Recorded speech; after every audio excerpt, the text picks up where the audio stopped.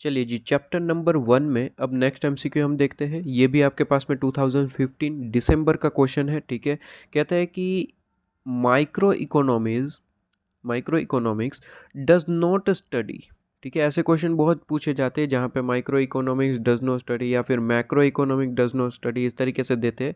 और नीचे 3 ऑप्शन जो है वो दूसरे पार्ट के देते हैं और एक ऑप्शन करेक्ट रखते हैं। जैसे कि यहाँ पे है कि micro economics does not study, मतलब कि 3 ऑप्शन जो है वो मैक्रो के डाल देंगे और एक जो है वो माइक्रो का रखेंगे। ऐसा यहाँ पे डिफरेंट डिफरेंट आपके पास में जो है यहाँ पे चेंजेस करते हैं, ठीक है। तो कई बार ऐसा पूछता है कि माइक्रो इकोनॉमिक स्टडी, ठीक है, जिसमें 3 ऑप्शन मैक्रो के और एक ऑप्शन करेक्ट रखते हैं। अब यहाँ पे पूछा गया micro economics does not study, मतलब कि 3 ऑप्शन जो है वो माइक्रो का ही है, ठीक है।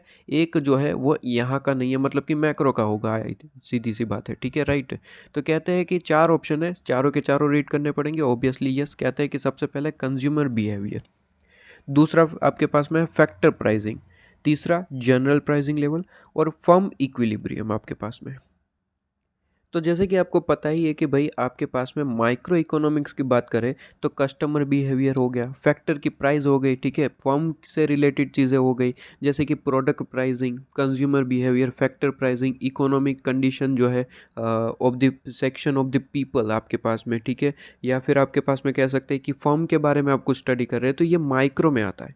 जबकि जनरल प्राइस लेवल हो गया, गवर्नमेंट के रूल्स एंड रेगुलेशन हो गए, तो ये मैक्रो लेवल में आता है। तो इसका आंसर आपके पास में क्या हो गया, क्या आंसर आपके पास में सी आ जाएगा, जनरल प्राइस लेवल आपके पास में, जो माइक्रो इकोनॉमिक्स जो है स्टडी नहीं करता है, राइट। आपके पास में ये एमसीक्यू भी आपके पास में ख़त्म। अब नेक्स्ट एमसीक्यू हम आपके पास में देखेंगे।